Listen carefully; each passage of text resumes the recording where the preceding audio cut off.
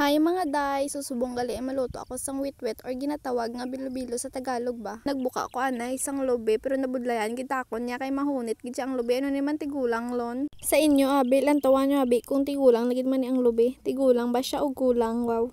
Ano pinagkaiba sang tigulang sa gulang man kido parihong malana siya. So may bata gali diri guys uga peace na all peace. Anong peace man? Peace be with you. Charit lang, joke lang po. Kung makita nyo, way pag itsa ko ya katapos, ya kay nabudlayan gid takon taning buligan nyo kadto kamo di sa barangay buligan nyo ko di. Tawan nyo bala maayo ko ano akong ginaobra subong so ginapanitan ko na inang iya lobe ginako ko na ya balat ba ho balat ano ganun balat o panit. Sorry tao lang nagkakamali. Muni mga day ang reason nga man nagatiligay nun ako subong kay hindi ko ya lon kahambal sang diretso sa Tagalog kay ginapanumdum ko nanay ko ano sa Tagalog ang muni man ko ano sa Tagalog ang muni man di ba mabudlay. Maloding gid ko sinayanay kung ano sa Tagalog ang muni man kay hindi nga daan ko Manila girl hindi ako sanay magtagalog kay diri lang ko sa probinsya probinsyana nga gwapa abaw pilingon gid kaayo no joke kid ya ang mga probinsyana gwapa ginaya kag nadalahig na kuda sa kagwapa bala kamo da yaya kung nalawayan kamo ya sakon kay para sa kuguling ko ya gwapa ko yaya no joke pasensya o lang talaga. So mga day dito na tayo sa part na ginabuksan ko na ang aton nga lubi so pagbukas ko ay abaw gamay tan ang tubod guys balaan nyo kung ano ang tubod. So ang tubod guys amoy na sa sulod balas ang lubi nga daw tubig siya pero do matamis inaya kung gulang ang lubi nga nagagata ka nagadugang inaasang pampanami sa aton nga luto tapos kung ginakaon mo naman nga linghod pa ang aton nga lubi manami ina sa imnon kay matamis gid na siya damo kami di ba lubi mangayo kamo or mabakal kamo pero abe sa subo nga panahon di na gid uso ang libre mo na dapat kung magkadto kamo diri sa amon balay bakal gid kamo ya abaw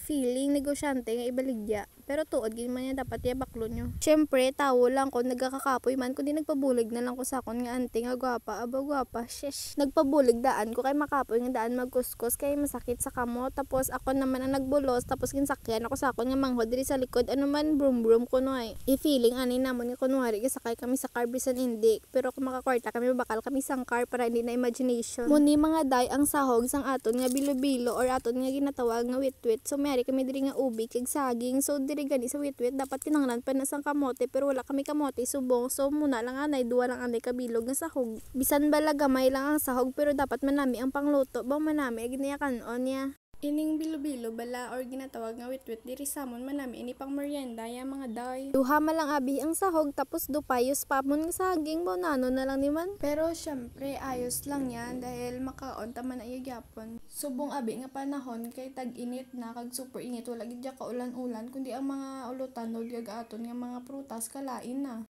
Pila na nga daan ka months nga wala na gid ka ulan mo na nga nagasinag-ob na lang kami sa bubon. Wala daan kami electric motor mga day so hose lang tapos kung tungang gabi na nagatugong ang ako ni tatay para may tubig kami. Speaking of tatay nag-agi siya sa likod ko so aga gali subong mo na nga nagapamahaw sila. Habang nagapamahaw sila ya ako ya nagahiwa diri sang ubi kag sang saging nga aton ini slice pa cubes kay amo na dayon naton nga ibutang dito sa aton nga bilo-bilo or witwit. Anyo bala kung anong ginatawag nga pamahaw so ang pamahaw nagakaon ikaw sa aga tapos panyaga naman kung dira sa udto tapos kung panyapo naman kung sa gabi ka na nagakaon gets nyo sa tingala gani ko nga man nagaumpisa gid sa pi kay pi pamahaw pi panyaga pi panyapon diba man dira ga start kita na sa pi man so mayong aga gali no so nagahabang nagabilog-bilog siya ako dire nagakaon siya ako nga lulo kag lula kaon lang kamo da, hindi pa man ko gutom. So mga day, naga-TikTok affiliate man ko gali, nagabligya ako dito sa TikTok. So kung gusto niyo magbakal, kadto lang kamo dito sa akon nga TikTok shop. So ibutang ko dito sa akon nga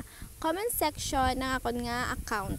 Sinumantan na nga tawo nga aga pagani pero hagard na baw syempre ako na wala patadaan kapaligo kay ginuna tayo luto ang aton nga witwit or ginatawag nga bilbilo ya. Abaw grabe ba ang kagina nga hagard o subong nagpapagwapa na charis. Pilingon gid kuya or tuod gid akong ginhambal. Hindi ko nga nabidyohan kung paano naluto ang aking witwit or bilo-bilo ang ginatawag kay nagpa-eskwelahan ako na kay may exam kami sa National Learning Camp. Sa tanan amo gid niya exciting part ya ang nagalamon kay nabalaho as samok nga bayi syempre kanon ko na gid na ya and wow it's so very manami gid siya guys. So kung tinatanong nyo kung sino ang nagluto niyan dahil hindi ko nga na videohan ay yung lola ko po. Opo siya po yung nagluto niyan and look at that it's so very yummy. Gusto nyo? Lah gumawa kayo.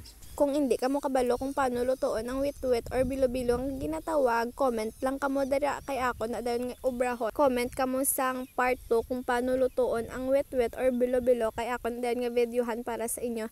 Yes, videohan ko ginaya. As a mabuot nga bata, syempre obrahon ko na para sa inyo. Kamo na gid na, pero dapat syempre i-follow nyo ako, i-support nyo ko, i-subscribe nyo ako nga YouTube channel kag buy man kamo dito sa akon nga shop sa TikTok. Kung nagapamangkot pagid gali kamo kung haman nag-violet ina ang aton nga witwit or bilo-bilo guys, wala ina sa coloring ha sa OB at ina ang aton nga ginbutang. For more videos, follow my page and subscribe my YouTube channel. Goodbye!